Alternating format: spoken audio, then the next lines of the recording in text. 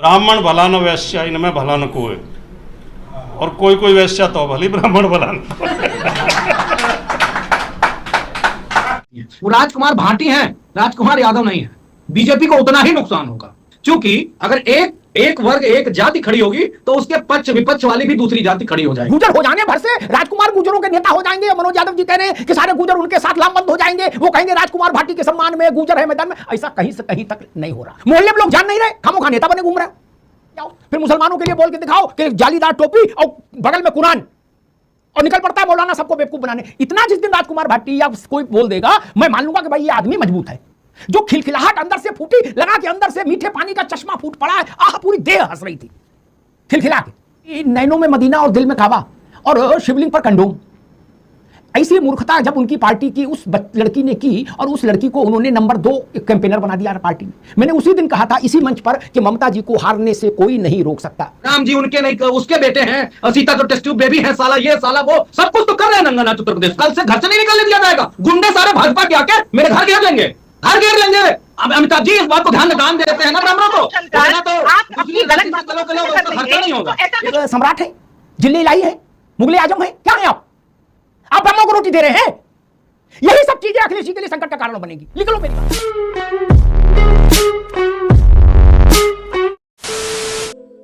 नमस्कार दोस्तों, स्वागत है आपका प्राइम डिबेट और अमिताभ अग्निहोत्री जी की बहुत ही जबरदस्त और बहुत ही धमाकेदार डिबेट वीडियो में। दोस्तों आपको तो पता ही है मैं ज़्यादा बोलता हूँ और भावना में बहकर हमेशा ज़्यादा बोल जाता हूँ और मेरी बातें आपको इरिटेट करती है। तो दोस्त एक काम कीजिए, सीधे मेन वीडियो पे चले जाइए और वहाँ से देखना प्रारंभ कीजिए। मेरी भावना भी बनी रहेगी और आप इरिटेट भी नहीं होंगे। तो दोस्तों मैं तो अपना काम करूँगा जिसके लिए मैं आपके समक्ष हमेशा आते रहता हूँ। तो दोस्तों बात करता हूँ डिबेट की टॉपिक की। डिबेट में दोस्तों आए हैं समाजवादी पार्टी के प्रवक्ता मनोज यादव उर्फ तरबूज, जिनको अमिताभ अग्निहोत्री जी अपने डिबेट में बुलाते हैं और उनको अच्छे से फोड़ते हैं। तो दोस्तों डिबेट का टॉपिक तो ये है, राजकुमार भाटी है। दोस्तों आपको पता ही होगा ये बहुत ही हमेशा सनातन के खिलाफ और हिंदुओं के खिलाफ, हिंदुओं की हर एक जातियों के खिलाफ कुछ न कुछ टिप्पणी करते रहते हैं हमेशा। इस बार इन्होंने दोस्तों ब्राह्मणों को निशाना बनाया और उन पर अभद्र टिप्पणी कर दी। तो दोस्तों बाद में माफी भी मांग ली जब बहुत विरोध हुआ अखिलेश यादव जी के कहने पे। आपको लगता है ऐसा हो सकता है? उनके कहने पे तो सब चल रहा है और उनके कहने पे माफी भी मांग ली। तो दोस्तों डिबेट देखोगे तो आप समझ जाओगे कि क्या चल रहा है माजरा। तो दोस्तों जो समाजवादी पार्टी के प्रवक्ता हैं मनोज यादव उर्फ तरबूज, ये कहते हैं कि दोस्तों हमारे भाटी जी है वो एक विशेष जाति को रिप्रेजेंट करते हैं और अगर कुछ बात हुई तो इन दोनों जातियों के बीच में टकराव हो जाएगा, ऐसा ना वैसा ना वैसा ना ऐसा। तो दोस्तों अमिताभ अग्निहोत्री जी इनकी बातों को लेकर अच्छे से लपेटते हैं। वो क्या बात है आप डिबेट में देखोगे, लेकिन दोस्तों लास्ट में ये मनोज यादव ऐसी बातें बोल जाता है कि अमिताभ अग्निहोत्री जी क्या आप सभी का पारा हाई हो जाएगा। ये कहते हैं कि अपने आप को इतना सुपीरियर दिखाते हैं, या अपने आप को राजा अकबर, शाहजहां, जिले हेराई ऐसा समझने लगे हैं कि हम ब्राह्मणों को दान देते, उनकी हैसियत से ज़्यादा दान देते, हमारे दान पे उपलते हैं। तो दोस्तों ये सब बात सुनकर अमिताभ अग्निहोत्री जी का पारा हाई हो जाता है, इनको जबरदस्त रगड़ते हैं। दोस्तों ये हिस्सा जरूर देखिएगा क्योंकि डिबेट के लास्ट में है और मजेदार भी है, इनकी कैसे क्लास लगाते हैं। और एक बात दोस्तों और ये है, ये जो पार्टी के प्रवक्ता आते हैं ना दोस्तों, तो इनके वजह से इनकी पार्टी की लंका लग जाती है, लेकिन ये पार्टी के नेता समझ नहीं रहे। अमिताभ अग्निहोत्री जी ने रेफरेंस दे दिया है, जो कंचना यादव है और प्रियंका भारती है, इन्होंने किस डिबेट में आकर कैसी कैसी बातें कही, उसके वजह से आरजेडी की लंका लग गई और आरजेडी अपने सबसे निचले स्तर पर चले गई है। तो दोस्तों अब उत्तर प्रदेश के 2027 के विधानसभा चुनाव आने वाले हैं। ऐसे ही भाटी घाटी जैसे जो प्रवक्ता आते रहेंगे तो दोस्तों समाजवादी पार्टी की लंका लगने ही वाली है। ये जातियों में तोड़ना चाहते हैं हिंदुओं को और मुस्लिम वोट बैंक एक तरफा हथियाना चाहते हैं। बस इनकी यही राजनीति चल रही है। इस डिबेट में आप देखोगे तो समझ जाओगे। डिबेट दोस्तों सच कहता हूँ शानदार है, जबरदस्त है, धमाकेदार है। आप पूरा देखोगे तो आपको आनंद भरपूर आ जाएगा, वो भी अमिताभ अग्निहोत्री जी की वजह से। तो चलिए शुरू करते हैं डिबेट वीडियो को। Let's start. ये टीवी वाले भाई कैमरा ईश्वर कर दो तुम। मैं एक बात नहीं समझ पा रहा, मैं ब्राह्मणों ने कौन सी भैंस खोल ली है कि लाठी लेके उसके खिलाफ खड़े हो। यार अपना अपना काम करो। नहीं, जिसको पार्टी बढ़ानी सो पार्टी बढ़ाए, जो अपनी विधानसभा की तैयारी करनी वो करो, लोकसभा करनी वो करो, जो करना करो। यार ब्राह्मण को गाली देके आपको क्या हासिल होगा? मेरे जैसे छोटी बुद्धि के आदमी, बाकी तो आप लोग विद्वान लोग हो, राजनीति करते हो, मैं तो एक ही बात जानता हूं, 2 वोट कम हो चाहे 2 लाख कम हो, वोट कम जरूर होगा। मैंने बिहार का जिक्र किया। बिहार के चुनाव में ऐसे 2 वाचाल प्रवक्ता थे एक पार्टी के, उन्होंने अपनी पार्टी को रसातल में पहुंचा दिया। अब बाद में प्रवक्ता तक का तो कुछ नहीं बिगड़ा, वो पहले भी मेन कुछ नहीं थे, अभी भी कुछ नहीं मान लो, लेकिन उन्होंने पार्टी की लंका लगा दी। ऐसा अधिसंख्यक लोग मानते हैं कि तेजस्वी की पार्टी के इतने बड़े डिबेकल, इतने बड़े पराभव के पीछे उनके प्रवक्ताओं का वाचाल स्वरूप था। समाजवादी पार्टी में एक लंबे अरसे से ये जो हैं सज्जन, इनका नाम उस श्रृंखला में दौड़ रहा है तेजी से, मतलब वो मेरे ख्याल से साप्ताहिक आधार पर एक न एक कोई बवाल क्रिएट कर देते हैं। और ये बवाल इसलिए भी कह रहा हूं कि अगर आप ये कहते हो, या तो हम मान लें कि आप भाई चंदगी राम हैं, शेर हिंदुस्तान हैं, तब तो हम झेल जाए। अगर आप ये कह सकते हो कि चंदन और वो त्रिपुंड लगा के बगल में पुराण पोथी पत्र बाज के, तो फिर आप ये भी अगर बोलने की हिम्मत रखो कि बगल में कुरान लगा के और जालीदार टोपी पहन के जो निकलता है मौलाना वो धूर्त है, तो मैं इनके साथ खड़ा हो जाऊंगा, भाई ये आदमी शेर है।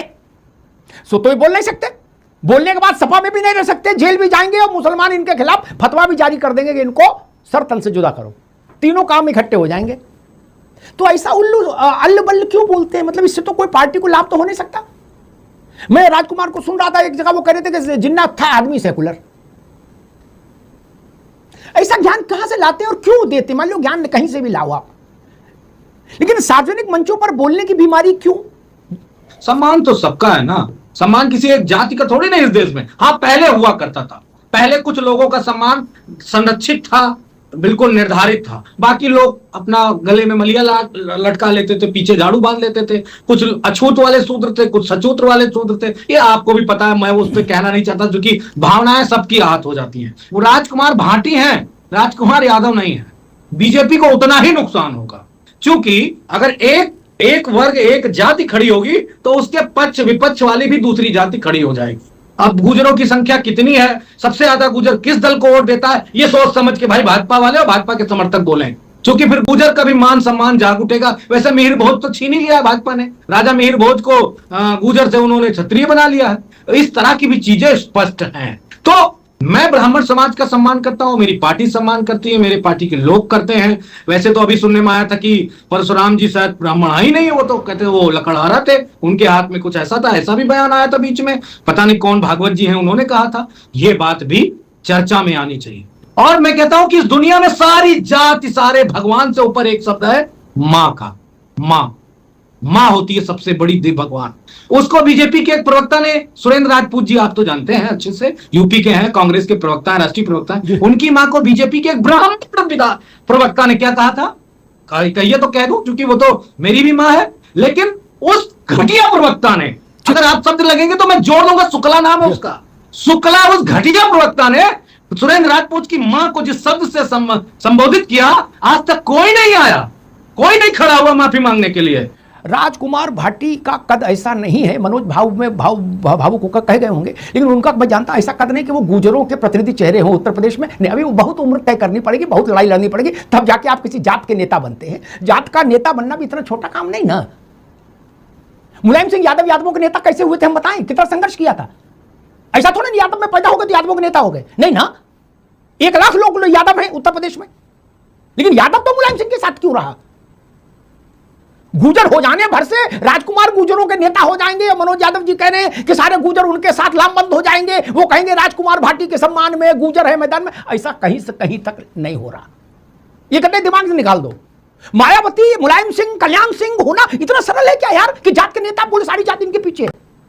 मोहल्ले में लोग जान नहीं रहे, खामोखा नेता बने घूम रहे।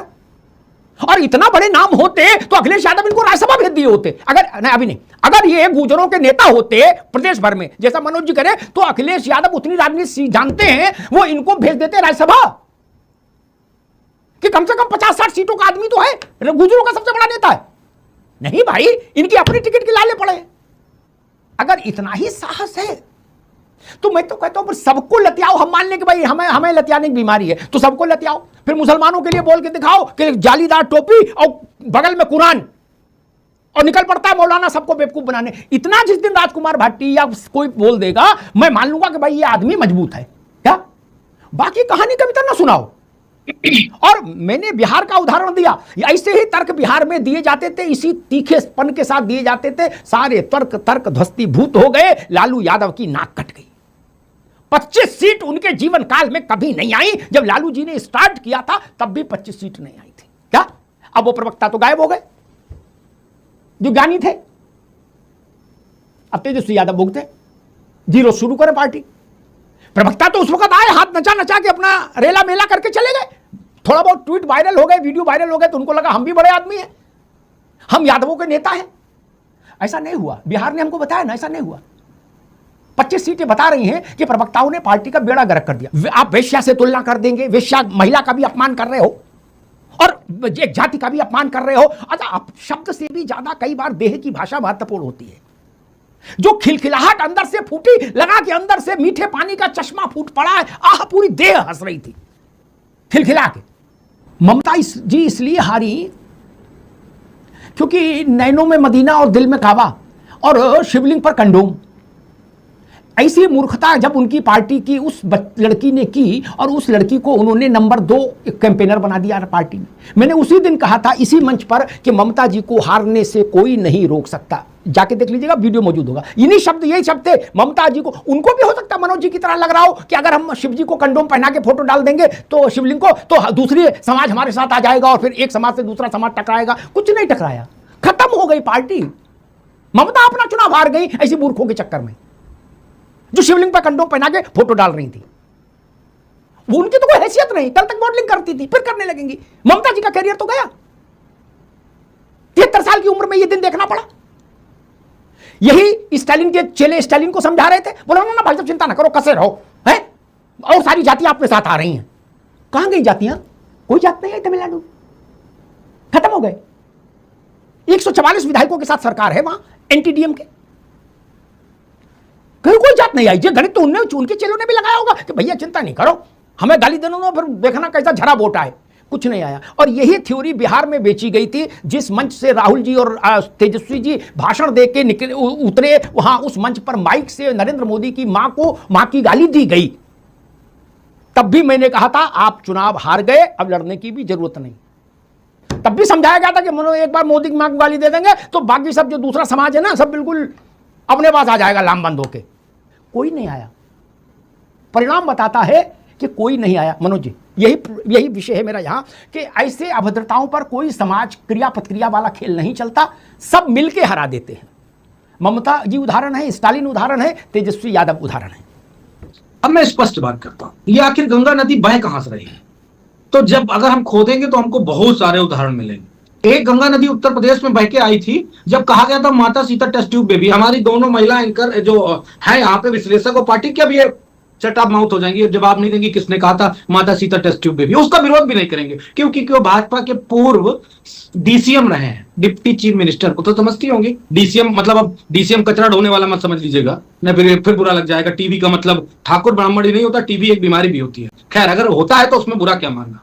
ये गंगा वहीं से निकल रही है बदतमीजी की, जो पराकाष्ठा को पार कर गई है। ये बीजेपी के लोग उस पे आते हैं, भगवान को दलित बताएंगे, फलाना को राम जी उनके नहीं उसके बेटे हैं, सीता तो टेस्ट ट्यूब बेबी है, साला ये साला वो, सब कुछ तो कर रहे हैं नंगा नाच उत्तर प्रदेश में। अब सामने वाला कोई कह दे और माफी मांग ले, वो अपना खेद प्रकट कर दे कि मैंने, मुझसे कहा गया कि इस तरह कहो और मैंने नहीं कहा जीवन में, आज ये बात मैं कह रहा हूं। अब वो हंस दिया। अगर ये बात कोई ब्राह्मण कहता तब किसी को बुरी न लगती। जैसे मैंने कहा, बहुत सारे लोगों ने माता सीता को टेस्ट ट्यूब बेबी, मैं कहूं कि माता सीता टेस्ट ट्यूब बेबी है, अरे मुझे कल से घर से नहीं निकलने दिया जाएगा। गुंडे सारे भाजपा के आके मेरे घर घेर लेंगे, घर घेर लेंगे। अब अमिताभ जी इस बात को ध्यान रखिएगा। लेकिन अब चूंकि वो शर्मा जी है, शर्मा जी कह सकते हैं, शर्मा जी खुद भी कह सकते हैं, तो आदिकाल से चला रहा है ना, कह सकते हैं, कहेंगे, शर्मा जी कहेंगे, कह दिया। लेकिन एक बात याद रखिएगा, माफी मांगने वाला व्यक्ति बहुत बड़ा होता। मैंने पॉलिटिकल एंगल नहीं लिया था, ये हकीकत बताई थी अमिताभ जी। गुर्जर समाज नहीं, पूरा पिछड़ा समाज बीजेपी के खिलाफ हो जाएगा अगर राजकुमार भाटिया, आपने उनको इतना साका है ना। मैं आपको बता रहा हूं, आज की डेट में गुर्जर समाज के सबसे बड़े नेता है, पूरे उत्तर प्रदेश के सबसे बड़े नेता। ये बात मैं दावे से कह रहा हूं, और देख लीजिएगा इसका भी परिणाम देख लीजिएगा। किसी नेता को कब किसी के पद से ना नापिए, कभी मत नापिएगा। ये बात समाजवादी पार्टी ठोक के सीना कह रही है, उन्होंने माफी मांग ली है, अब आगे और कोई बात नहीं बनती है। और अगर बीजेपी इस पर कूदेगी तो नुकसान बीजेपी का होगा सबसे ज्यादा, मैं दावे से कह। किसका कितना कद है मेरी पार्टी में, ये पार्टी अध्यक्ष से बेहतर कौन जानता है। मनोज यादव शायद कुछ दूसरी दिशा में ले गए। मैंने कहा कि अखिलेश यादव जी की बुद्धि पे तो भरोसा मनोज यादव को भी रखना चाहिए। अगर ये देश के गुजरों के सबसे बड़े नेता होते तो इनको राज्यसभा कब का भेज दिए होते अखिलेश जी। क्या अखिलेश यादव को उतनी समझ नहीं जितनी मनोज यादव को है? ऐसा तो नहीं मान सकता। वो मुलायम सिंह के पुत्र हैं, 5 साल शासन कर चुके, 10 वर्षों से पार्टी का नेतृत्व कर रहे हैं। उनको इतनी अक्ल नहीं, उनको नहीं दिख रहा कि ये भाटी कोहनूर है, इसको मुकुट में जड़ो। अभी तो टिकट ही नहीं फाइनल की। अब मनोज भैया बता रहे हैं कि वो ये गुजरों का मैं बता रहा हूं देश में सबसे बड़ा नेता है। ये बात हमको ना बताओ, अखिलेश जी को बताओ। भाटी जी को राज्यसभा भेजें, राष्ट्रीय महासचिव बनाए, रामगोपाल यादव के बराबर बैठाएं। भाई शिवपाल यादव, रामगोपाल यादव दो को कह रहे, एक को ड्रॉप करो, इनकी जगह भाटी जी को रखो। सुरेश जी, अगर पूरे देश के गुजर भाटी जी को नेता मान रहे हैं, क्या मिहिर भोज के बाद भाटी ही हैं, तो ये बात अखिलेश जी को नहीं दिख रही होगी? राजनीतिक परिवार की व्यक्ति है, अनुभव है उनके पास। अब तक तो इनको राज्यसभा भेज के रामगोपाल यादव को हटा के प्रमुख महासचिव बना देना चाहिए था। मुझे याद है जो मनोज यादव कह रहे, मुझे याद है ये मूर्खता संजय निषाद ने की थी। संजय निषाद क्या अधिकारी विद्वान है क्या? नहीं ना, वो 4 लाइन ठीक से लिख नहीं सकते, 4 लाइन बोल नहीं सकते। उन्होंने वेद और पुराण और स्मृतियां और पढ़े हैं क्या? मेरे लिए संजय निषाद हो, राजकुमार हो, सब बराबर। इस तरह की मूर्खताएं देश स्वीकार नहीं कर सकता, नहीं कर सकता। मैंने 3 उदाहरण दे दिए, ममता जी का, स्टालिन का और तेजस्वी यादव का। तीनों को उनके बड़बोले लोगों ने डुबो दिया और बहुत गहरे डुबो दिया। पत्थर बांध के पेट में पानी में छोड़ दिया ताकि नीचे बैठ जाते। क्या ऐसे ही बहादुर वीर थे, बोले ना चिंता ना करो, हमारे साथ हमारी जात है, 20% तो हमारे वोट है। पता लगा एक जमानतें जब्त हो गई। जिन जिन में ताकत है, जिन जिन में, और देसी भाषा में जिन जिन में चुल है ऐसी बात बोलने की, क्या वोकल कॉर्ड में जिनके समस्या है, ऐसा ज्ञान 100% हिंदुओं के बारे में आप देते आ रहे हैं लंबे समय से। मैं निवेदन करूंगा 10%, 90 नहीं, 10% इस्लाम के बारे में दे के पार्टी में रह के दिखा दो, जिंदा रह के दिखा दो और बिना जेल जाए दिखा दो। जितना हम दान देते हैं ना ब्राह्मणों को, उतना तो अपनी गलत बातों खर्चा नहीं होगा। तो ऐसा कुछ होने वाला नहीं है। अभी मनोज यादव कह रहे थे कि हम ब्राह्मणों को उतना दान दे देते हैं जितना उनका खर्चा नहीं। आप सम्राट हैं, जिले इलाही हैं, मुगले आजम हैं, क्या हैं आप ब्राह्मणों को रोटी दे रहे हैं। यही सब चीजें अखिलेश जी के लिए संकट का कारण बनेगी। लिख लो मेरी बात, अखिलेश जी के लिए यही सब चीजें संकट का कारण बनेंगी कि ब्राह्मणों की रोटी ये चला रहे हैं। ऐसी बातें क्यों बोलते हो? ये बात कभी मुलायम सिंह जी ने नहीं कही। आप उनसे बड़े नेता हो यार। मुलायम सिंह जी ने कभी ये नहीं कहा कि आप ब्राह्मणों को इतना दान दे देते हैं। अरे आप अकबर हो क्या यार, शाहजहां हो क्या, जिले इलाही हो क्या? ऐसी भाषा मत बोलो यार, ये भाषा ठीक नहीं, इस भाषा को स्वीकार नहीं कर सकते। कौन माई का लाल इतना बड़ा हो गया जो किसी जात को अपने दान के आधार पर पाल रहा है? ये दम तो राजाओं ने नहीं रखा। तो दोस्तों डिबेट हो गई खत्म, वीडियो हो गई पूरी। उम्मीद करता हूँ दोस्तों अमिताभ अग्निहोत्री जी की ये लेटेस्ट धमाकेदार डिबेट वीडियो आपको बहुत ही पसंद आई होगी। तो दोस्तों राजनीति शुरू हो गई है 2027 उत्तर प्रदेश विधानसभा चुनाव के लिए। आप समझ चुके हो दोस्तों क्या राजनीति चल रही है। हिंदुओं को जाति में तोड़ो और मुसलमान वोट इंटैक्ट करके अपने पास में रखो और सत्ता में आ जाओ। लेकिन दोस्तों इन्होंने अब तक कुछ सीखा नहीं है कि अब क्या चल रहा है। हिंदू एकजुट हो रहा है, जातियों में नहीं बट रहा है। वेस्ट बंगाल में चुनाव में भी इन्होंने देख लिया, सभी हिंदुओं ने एक होकर वोट किया और बीजेपी को जिताया। लेकिन दोस्तों इनकी बुद्धि कहाँ चल रही है पता नहीं। ये अभी उसी पॉलिसी को अपना रहे हैं, हिंदू को जाति में तोड़ो और मुस्लिम वोट बैंक ले जाओ। दोस्तों अगर यही इनका हाल रहा तो दोस्तों इनकी पार्टी के प्रवक्ता इनकी लंका लगा रहे हैं और इनकी लंका लगनी तय है। 2027 में वो दिख भी जाएगा। तो दोस्तों उम्मीद करता हूँ अमिताभ अग्निहोत्री जी ने जो बातें रखी आपको समझ में आई होगी, आप उसको पूरा सपोर्ट भी करते हो। अमिताभ अग्निहोत्री जी की लेटेस्ट और धमाकेदार डिबेट वीडियो देखना आपको पसंद है दोस्तों, तो प्राइम डिबेट के यूट्यूब चैनल का सब्सक्राइब करते हुए जरूर जाओगे। मिलता हूँ मैं आपसे अगले वीडियो में, तब तक के लिए जय हिंद, वंदे मातरम।